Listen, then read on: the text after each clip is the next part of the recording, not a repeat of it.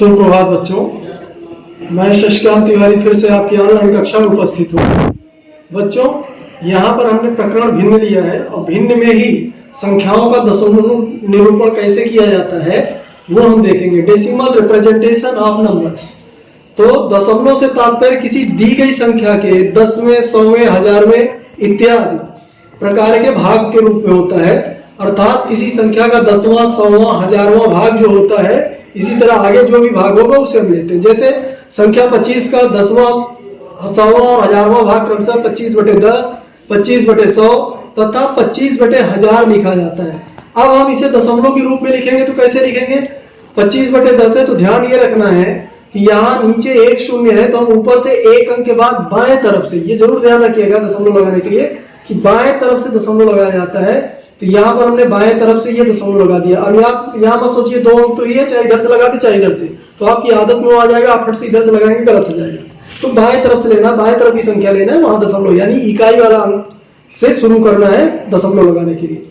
फिर यहाँ 25/100 है, यहाँ 00 आया है, फिर यहाँ से शुरू कीजिए तो आफ्टर 2 डिजिट यानी दो नंबर के बाद, दो संख्याओं के बाद यहाँ हम लेंगे 1 2, ये 2 हो गया, यहाँ दशमलव लगा दिए। शून्य हम पूर्णांक के रूप में लिखने के लिए रख देते हैं, जिससे ये यहाँ पर खाली नहीं रहना चाहिए, शून्य लिखा जाता है। इसके बाद 25/1000 है, यहाँ पर 1000 में 3 जीरो आया है, तो ऊपर से हमें 3 संख्याएं लेनी है। 3 संख्याएं किस प्रकार से लेनी है? 1 2, तीसरी तो है नहीं तो वहां शून्य ले लेते हैं उसकी जगह। तो 1 2 3 डेसिमल लगा दिए, तो हो गया 0.025। मैं कैसे पढ़ रहा हूँ ध्यान दीजिएगा। दशमलव के बाद संख्याएं एक एक करके अलग अलग पढ़ी जाती है, नहीं कि आप इसको 0.25 बोल दो, गलत हो जाएगा, क्योंकि दशमलव के बाद संख्याएं पूर्ण नहीं रह जाती हैं। तो 0.025 इस तरह से आपको पढ़ना है। अब दशमलव संख्याओं का योग एवं विकलन यानी जोड़ना और घटाना। तो जोड़ना घटाना ये सामान्य प्रक्रिया, जैसे आप जोड़ते और घटाते हो ठीक उसी प्रकार से जोड़ो और घटाओगे। अंतर ये रहेगा कि जब जोड़ने लगोगे दशमलव के नीचे पहले दशमलव लिखो, फिर संख्याओं को एडजस्ट करके तब जोड़ना या घटाना होता है। जैसे यहाँ पर मैंने लिया 2.5, ये जीरो इसमें नहीं था, पहले संख्या जो थी वो 2.5 थी और जो संख्या जोड़नी है वो 0.25 है। तो हम कैसे करते हैं? ऊपर वाले में पहले एक जीरो ले लेते हैं, उसको भी दो अंकों का दशमलव के बाद 2 अंक बना लिए, तो ये हो गया 0 0 और 5 में ऐड करके 5 आ जाएगा। यहाँ 5 और 2 ऐड हुआ 7 हो गया। 2 में 0 ऐड करोगे तो कोई अंतर पड़ेगा नहीं, ये 2 ही रहेगा। अब कैसे घटाएंगे? फिर से वही स्थिति, यहाँ मान लीजिए ये संख्या हमारी जो घटाने वाली है वो 0.025 है, यानी 3 अंकों की संख्या है दशमलव के बाद। ऊपर केवल एक अंक ही दशमलव के बाद था, तो यहाँ 2 शून्य यहाँ ऊपर से ले लेंगे। अब क्या किए, यहाँ से आप जैसे सामान्य घटाते एक उधार दिए, यहाँ 10 हो जाएगा, इससे एक उधार दोगे, ये 10 हो गए, 9 ये 4 हो गए। तो 10 में से 5 गया 5, 9 में से 2 गया 7, यहाँ 4 बचा 4 आ गया, ये 2 जैसे निकला तो 2.475। समझ गए बच्चों?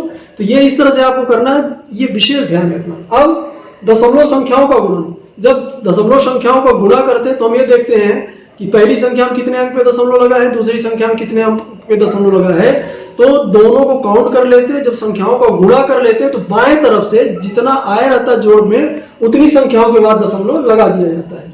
जैसे 2.5 में 0.25 का मल्टीप्लीकेशन करना है, तो इसे हम ये क्या, पहले तो 25 में 25 से मल्टीप्लाई कर लिया, 625 है। अब इसे करते क्या है, यहाँ दशमलव के एक अंक के बाद यहाँ एक अंक के बाद दशमलव लगा है, यहाँ 2 अंक के बाद दशमलव लगा है, 2 और 1 3 हो गया। हम यहाँ बाएं तरफ से 3 अंक के बाद दशमलव लगा दिए, 5 2 6, इसके बाद दशमलव, यहाँ पर कोई और नंबर नहीं था तो 0 लिख दिया। भाग में क्या करते हैं? भाग में इसका उल्टा करते हैं, वहां जोड़ते नहीं, वहां घटा के लिखते हैं। लेकिन कैसे करना है वो उदाहरण से आप समझ पाओगे। तो देखिए यहाँ मैंने लिखा, जब एक दशमलव वाली संख्या में दूसरी दशमलव वाली संख्या को घटाया जाता है या भाग दिया जाता है, तो प्राप्त संख्या में दशमलव को घटा कर लिखते हैं। कैसे? यहाँ पर मैंने लिया 1.25 डिवाइडेड बाई, डिवाइडेड का साइन लगा दिया 2.5। ध्यान दीजिए यहाँ पर एक अंक पे दशमलव, यहाँ पर 2 अंक पे दशमलव है, तो आप 2 में से एक घटा लीजिए, कितना बचा 1। लेकिन ऊपर वाले में दशमलव ज्यादा था, यह ध्यान रखिएगा। तो आप क्या किए, पहले 125 में यहाँ इससे डिवाइड कर दिया, अब 1 बच रहा है तो यहाँ एक अंक के बाद दशमलव लगा दिया। चूंकि दशमलव वाली संख्या जो थी ऊपर ज्यादा थी, इसलिए हमने यहाँ पर लिया, उसे घटाया और यहाँ पर एक अंक के बाद दशमलव लगा दिया। अगला देखते हैं 12.5, यहाँ 2.5। अब यहाँ ध्यान दीजिए, एक अंक के बाद दशमलव लगा है, यहाँ भी एक अंक के बाद दशमलव लगा है, तो ये नल हो जाता है, यानी ये समाप्त कर देते हैं। एक अंक के बाद दशमलव इकाई, ठीक है, एक अंक के बाद है, खत्म कर दिए, तो बचा 125, 125 से 25 से भाग दिए, 5 आ गए। आगे देखते हैं यहाँ 125 डिवाइडेड बाय 0.25 हमने लिया है। इसमें क्या किया है, अब देखिए यहाँ पर तो किसी अंक पे दशमलव लगा नहीं है, कोई बात नहीं, छोड़ देते हैं। अब यहाँ पर पहले आप 125 में 25 से डिवाइड कर दीजिए, आया 5। अब चूंकि यहाँ जिसमें भाग दिया जा रहा है उसमें दशमलव लगा है, तो कितने अंक के बाद लगा है, 2 अंकों के बाद, तो यहाँ पर 2 शून्य हम ले लेंगे, तो ये हो गया 500। ये जरूर ध्यान रखिएगा कैसे मैं बता रहा हूँ। 125 में पहले 25 से डिवाइड कर दिए, क्योंकि जो जिससे डिवाइड कर रहे हैं उसमें दशमलव लगा है, तो ऐसी स्थिति में क्या करते हैं, ऊपर जितने अंक पे दशमलव रहेगा हम उसमें शून्य बढ़ा लेंगे जब डिवाइड करने के बाद जो आएगा। यहाँ 5 आया था तो शून्य लेंगे। 125 लिए डिवाइडेड बाय 2.5, यहाँ एक अंक के बाद दशमलव है, तो ध्यान दीजिए पहले तो इसे आप भाग दे लीजिए, तो 25 पंचे 125 होता है। अब फिर से वही स्थिति आई कि यहाँ पर जिससे डिवाइड कर रहे हैं तो उसी में दशमलव लगा, इसमें नहीं है, तो यहाँ एक शून्य ले लिए, 50 हो गया। आगे हमने लिया है 0.125 डिवाइडेड बाय 2.5, यहाँ एक अंक पे दशमलव, यहाँ 3 अंक पे दशमलव है। फिर वही पहली स्थिति, यहाँ अंकों में ज्यादा है, घटा लिए, 3 में से 1 गया 2, भाग दे लिए, 25 125 में भाग दिए, 5 आया। अब दशमलव यहाँ से काउंट करके लगाएंगे हम, 1 2, यहाँ दशमलव लगा दिए, ये आ गया। समझ गए बच्चों, अब आपको इतना समझ में अवश्य आ गया होगा। आगे हम कुछ और लेते हैं, इसमें हमने लिया है कौन बड़ा है। अब आपको देखिए, इसे ध्यान दीजिएगा, 0.5 या 0.05, 0.5 या 0.05, ध्यान दीजिएगा।